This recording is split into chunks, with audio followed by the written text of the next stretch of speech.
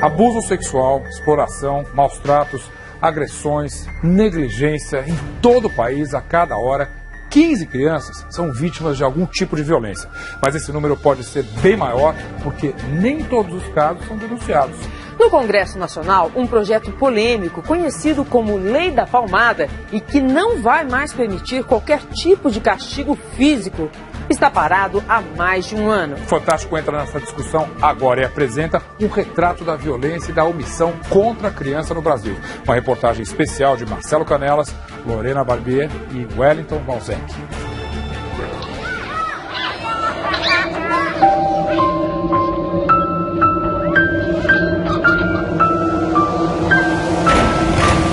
Está na lei, na Constituição, a infância é prioridade absoluta, com todas as garantias do direito à vida, ao respeito, à convivência com a família. Mas como será que o Brasil está tratando suas crianças? O que você vai ver agora é resultado de um ano de investigação. O Fantástico percorreu delegacias e hospitais, acompanhou a rotina de conselhos tutelares, conversou com pais e filhos, ouviu relatos, confissões, desabafos e comprovou o quanto a negligência e a crueldade podem atingir o que há de puro e belo em toda criança.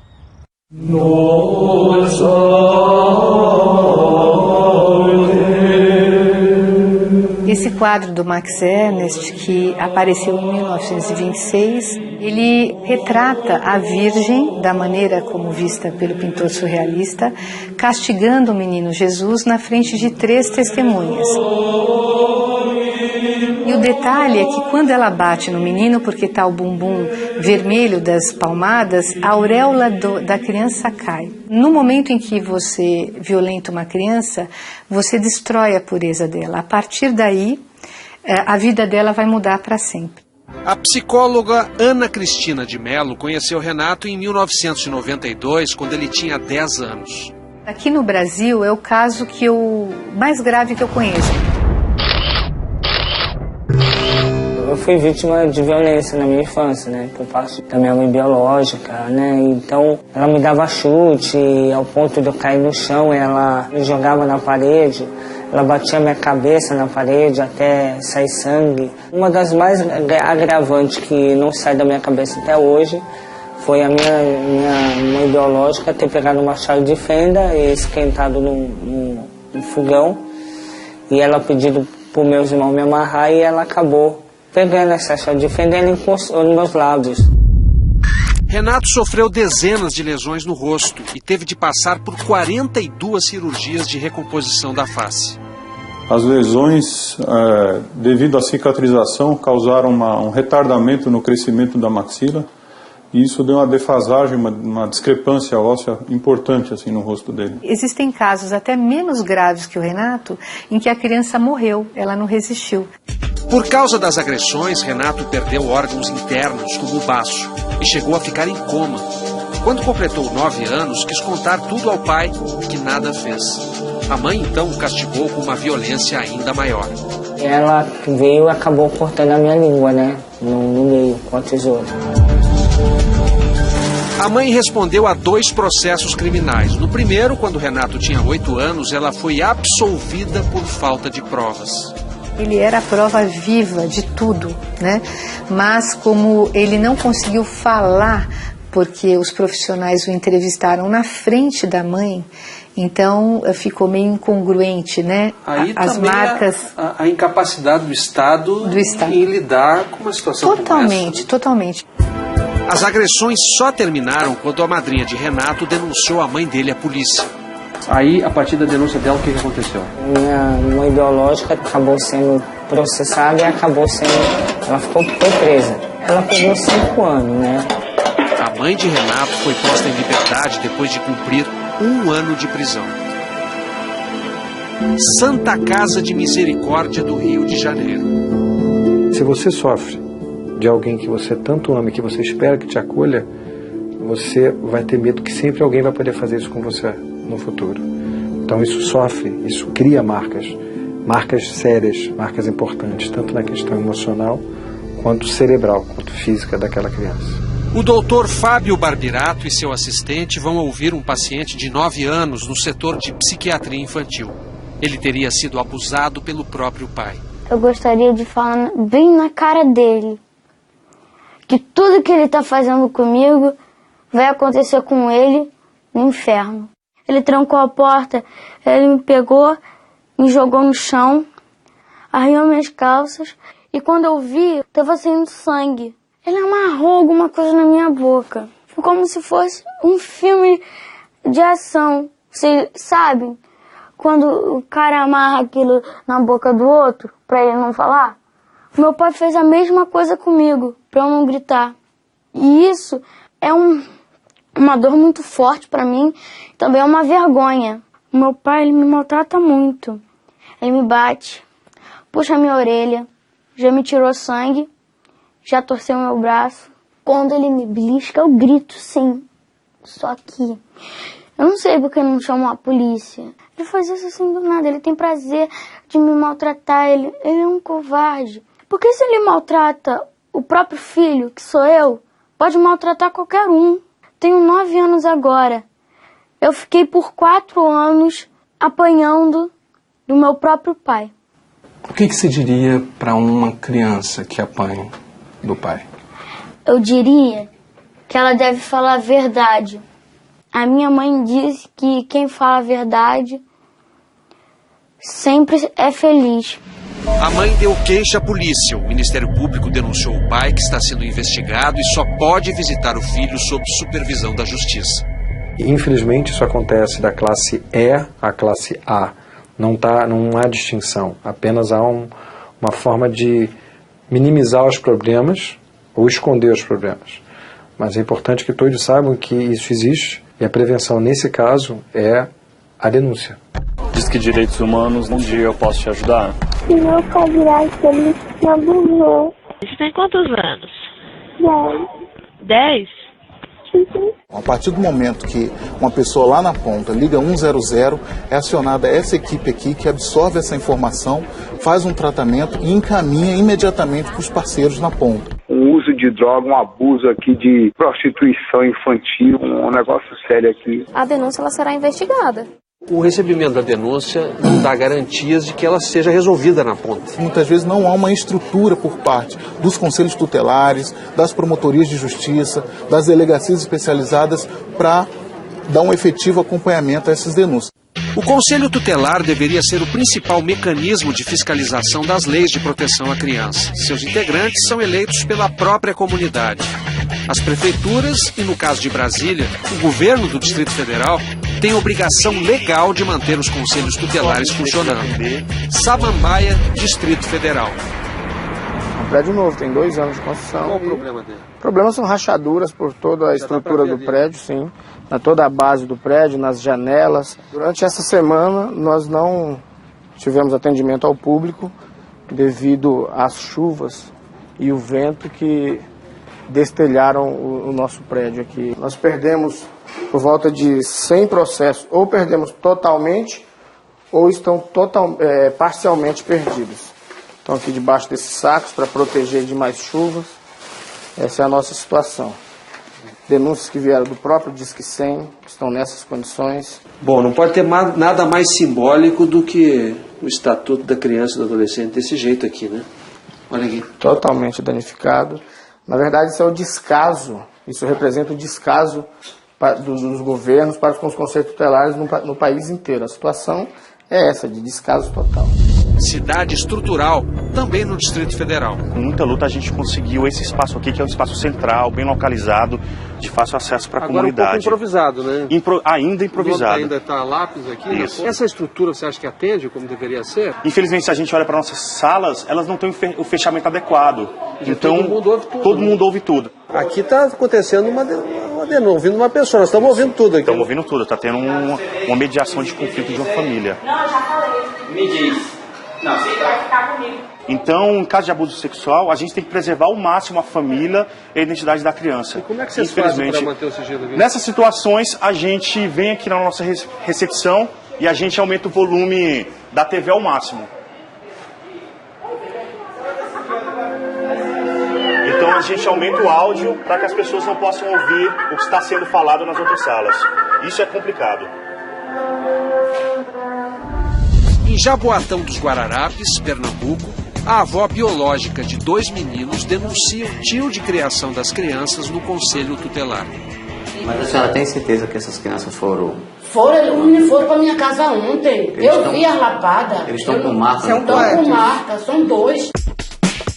A gente vai averiguar lá a situação. Se houver necessidade, a gente aciona o 190 e pede uma viatura. Bom dia, tudo bom? Os 2 garotos não vivem com os pais. A avó de criação cuida deles desde pequenos. O tio de criação não está em casa. É ele o acusado de espancamento. Foi que houve com relação às crianças? É meu filho que perdeu as estribeiras e me diga só uma coisa, vocês não vão tirar meus filhos não, vó. Não é o objetivo da gente, não é isso não. Foi que houve. Oxi. Infelizmente, essa não é a primeira vez que ele faz isso. Ele bateu com o que foi? Com um cipó. Saí do banheiro, os meninos estavam todos os 2 aqui de joelho, da cintura pra cima e já estavam todos lapiados. De joelho? Não, eles estavam em pé, aí depois botaram ele de joelho. A senhora tem o documento de guarda, né? Não, não tenho não. A senhora não tem ainda? Não, porque desde que ele nasceu, não vieram pra aqui mesmo. Mas a senhora não tem documento oficial? Não tenho. Pronto. No dia a senhora pode acompanhar a gente só vai levar você para fazer um exame que não dói nada. Só vão tirar uma foto das tuas costas, viu? Como documento de prova de que você sofreu uma agressão física muito séria, tá bom? Mas ninguém mais vai fazer mal para você. Nem o seu tio, nem ninguém. Agora você vai ficar sob nossa proteção também, tá bom? Deixa eu ver. E a gente vai voltar? Tá. Viu? Lá a gente vai. Você quer voltar pra casa? Você quer ficar com quem? Com a avó? Pronto. Viu? Não precisa ficar com medo não, que ninguém vai tirar você da sua avó não. Tá bom? A senhora vai registrar a ocorrência e a gente vai mandar as crianças pro IME para fazer o corpo de delito. Eu quero saber o que aconteceu com os meninos. A gente vai mandar depois que as crianças vai ser entregadas no conselho tutelar. Não. Vai ser entregue? Não. Infelizmente vai ter que ser feito dessa forma. Calma, você tem problema de... Não, meus filhos não. Calma. Vem cá, escuta. Não. A gente vai ajudar a senhora. Não é verdade. Meus filhos é minha filha. Eu sei, a gente vai ajudar a senhora a ficar com ele. Não, Nena. Por favor, Nena. Tenha calma que a gente não tá aqui para tomar seu filho, tá aqui para lhe ajudar. Oi, licença aqui. O conselho tomou meu menino. Eu saio de casa, eu vou tocando com eles 2, mas por favor, não tire ele. Não tire. A gente tá vendo que a senhora quer ficar com as crianças, a gente tá vendo que as crianças querem ficar com a senhora. Então, assim, qual é a nossa ideia? Se a senhora tiver casa de algum parente, a senhora vai e a senhora fica com ele lá, enquanto terminar todo o processo da justiça. Os conselheiros saem da delegacia e vão consultar colegas ao telefone. A Nena quer botar no abrigo. Ela também não tem a guarda. A Gilmar quer pegar os meninos e entregar para a avó biológica, que não tem laço afetivo. Mas faz 8 anos que ela quer esse menino. A gente só pode entregar ao responsável de fato. Os garotos são encaminhados ao Instituto Médico Legal para o exame de corpo de delito. Olha, aconteça o que acontecer, lembre-se que eu amo muito você, viu? Nós encontramos algumas equimoses e algumas escoriações nos locais que eles informaram em relação à agressão. Vamos lá, galera. A gente resolveu aqui no conselho que eles vão ficar com a senhora, tá bem? Porém, tem vários encaminhamentos. A senhora vai para a Defensoria Pública pedir a guarda judicial dos netos, que a senhora ainda não tem. Qualquer situação de reincidência, aí nós vamos tomar uma posição mais drástica, que é a retirada dos meninos. Não vai haver. Mas há esse compromisso de tentar ter essa reconstrução familiar. Vocês vão ficar comigo, meu Deus, que bom. Eu só me separo dessas crianças, gente, quando eu morrer. O tio de criação saiu de casa no dia seguinte. A polícia abriu inquérito para investigar o caso. Grande parte das denúncias vai parar na polícia. Em Salvador, a Delegacia de Repressão ao Crime contra a Criança e o Adolescente tem mais de 5.000 denúncias acumuladas desde 2006. Nós conseguimos concluir na delegacia em torno de 40 casos, 40 inquéritos ao mês. Ao mês, né? Ao mês. Em torno de 500 por ano. Mais ou menos. 10% do que se teria que concluir. É isso? Isso. Como é que se resolve esse nó? O silêncio da delegada se explica em parte pelo acúmulo de outras 4.000 novas denúncias por ano, grande parte delas com endereços desencontrados. Não é aqui, aí no fundo tem casa. A gente tem uma denúncia que a senhora maltrata o menino, não sei o que, não sei o que. Gente, eu vejo ela ser muito atenciosa com isso. Mas eu faço tudo por causa dos meus filhos, por causa dos meus filhos eu mato e morro. Ela é muito atenciosa, eu acho que é problema de vizinhos, né? Já comecei com 2 vizinhos lá e mais uma vez não procede. Não procede. Itaquaquecetuba, estado de São Paulo. O padrasto de um garoto de 8 anos o estaria espancando. A denúncia dos vizinhos aqui teria fundamento? Os conselheiros tutelares são recebidos pela mãe. Bom dia. A gente pode entrar para conversar um pouco? Depois, vão conversar com o menino. Falaram pra mim que ele bate em você, que você apronta, faz bagunça, ele dá uma chinelada em você. E uma vez que ele deu uma chinelada na minha cara. Foi? Foi. De chinelo ainda. De chinelo? Na sua cara? Faz tempo? Mas você tinha aprontado, né? O que você fez? O que você fez? Eu não fiz nada. Ele não me bateu, ele só me estrangula. Só estrangula? Só? Só. Como que é estrangular? É assim, ó. Nossa. Na cara. Desse jeito? Todo dia é isso? Todo dia. Mas quando ele bate em você, fica marcado? Fica. Aonde fica marcado? Aqui. É? Não tinha aquela janela lá aberta? Ele jogou ele lá pra fora, aqui. E aí ele jogou ele lá pra dentro de novo. Jogou você na janela? Foi. Por quê? Eu não sei.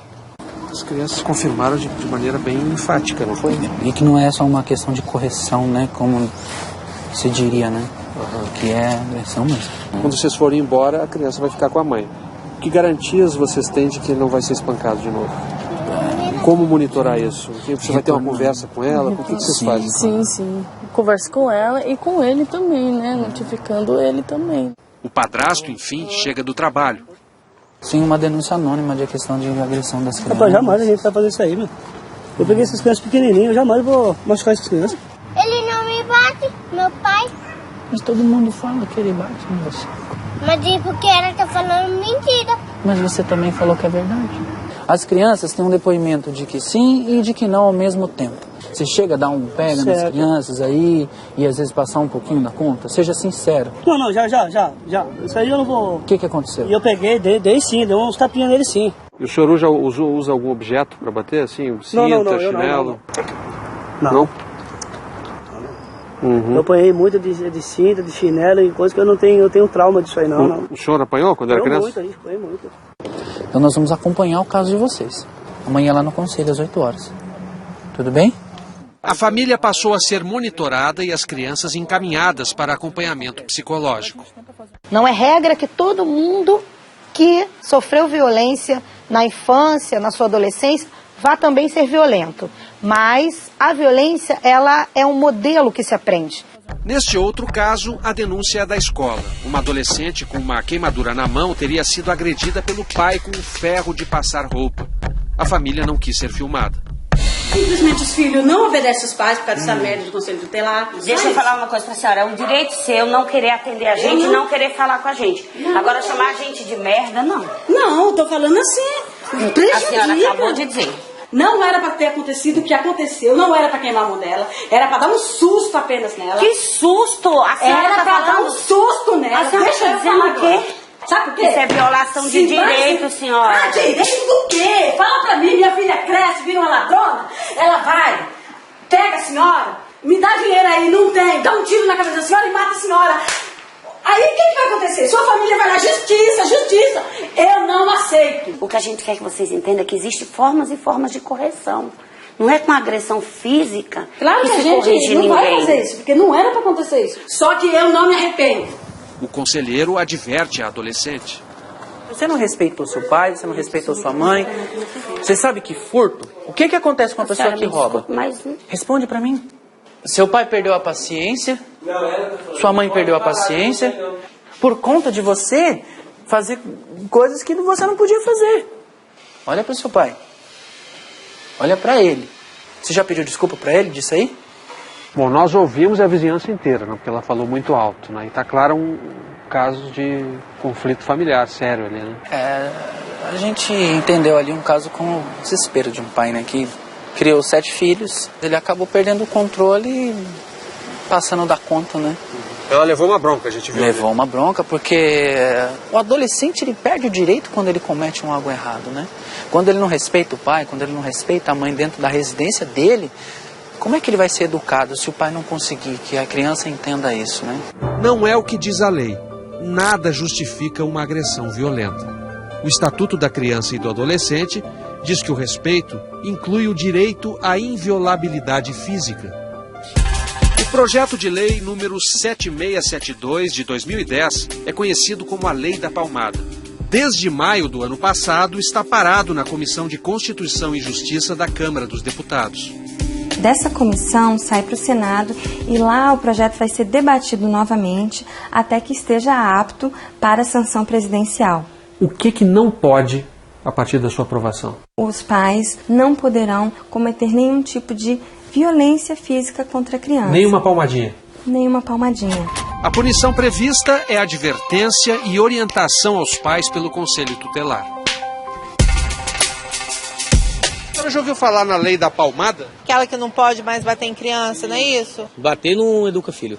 Não, né? Acho que é filha? É minha filha, sim. Você não bateu dela nunca? Nunca. Enquanto tiver comendo o meu feijão, você tá na bainha do meu facão. E vai ter que me respeitar. Você tem um filho. Eu vou na sua casa e ele fala, me chama de filha da p***. Você acha, meu filho, não fala isso que é feio. Eu vou lá de novo, filha da p***, filho de castigo. Eu vou lá outro dia e falo, filha da p***, o que você faz com ele? O que você faz com ele? Me fala o que você faz com ele. Você não dá uma palmadinha na bunda dele? Eu sou mais na palavra, eu sou mais de conversar, que eu acho que é o certo, né? Se pancada adiantasse, não ia ter tanto bandido aí atrás das grades. Eu acho que se eu cheguei ao ponto de vou te dar uma palmada, pá, é sinal que eu não tenho mais argumentos. A criança me venceu. Os pesquisadores Vicente Faleiros e Ângela Branco, da Universidade de Brasília, concordam com a lei, mas divergem de sua abrangência. Se uma palmada escapar, não é um absurdo, porque o que mais vale aí é a qualidade da relação afetiva, da confiança e do amor que a criança e o adolescente sabem que seus pais sentem por ele. Essa palmadinha, ela está ligada mais à incompetência da pessoa adulta para conversar do que propriamente a um comportamento considerado inadequado da criança. Renato Melo é um dos que luta pela aprovação da lei. Ele escreveu um livro. A façanha de sobreviver a anos de espancamento virou tema de palestras. Hoje ele ganha a vida contando a própria história. É como se ele tivesse transformado tudo isso em possibilidades boas, né? Então eu vou fazer o bem, eu vou mostrar que isso sempre foi dele. Você disse que perdoou a sua mãe. Isso. Ela pediu perdão para você? Não. Não. Isso não faz diferença para você? Não faz, porque você liberar perdão, quem está recebendo a cura, né, dos traumas é você. Qualquer um que tivesse passado pelo que você passou não teria essa disposição de dar essa virada na vida e ter uma visão positiva das pessoas, dos seres humanos e tudo mais, né? A que você atribui esse comportamento seu? Olha, eu atribuo mais à minha mãe adotiva. Marisa adotou Renato quando ele tinha 16 anos. Ele pôde, então, compreender o que era uma família. Para mim, uma família é que realmente ama, né? Que realmente cuide, né? Tá disposto a cuidar, disposto a amar, né? Não importa a circunstância, a situação, né? Tá ali, né? Corrigindo, né? Mas tá do lado, tá apoiando, né? Isso para mim é uma família.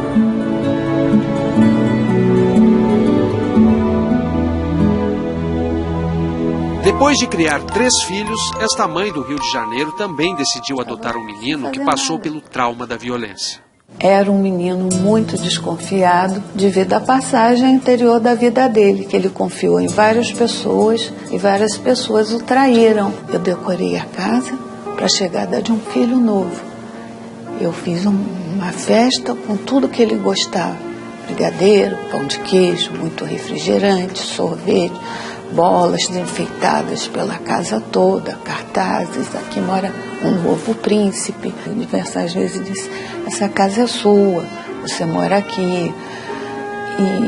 E o menino retraído, quase que um menino pinguim, porque ele andava todo durinho, foi se abrindo, foi soltando os braços, foi dando passos mais largos, foi entendendo que ele era um ser vivo e que podia ter uma reconstrução, uma vida melhor. Eu não escolhi ninguém, ele já era meu, eu só não sabia que ele estava ali. Não foi uma escolha. É coisa que quando você olha nos olhos, você diz que esse pedaço de mim está fazendo aqui tão sozinho.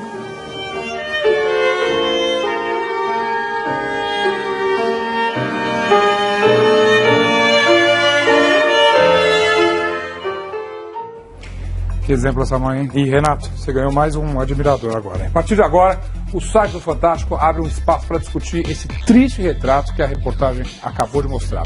Você vai ver a íntegra do projeto de lei conhecido como a Lei da Palmada, vai poder dar sua opinião sobre ele e acompanhar outros relatos dramáticos de crianças que estão perdendo a infância para a violência.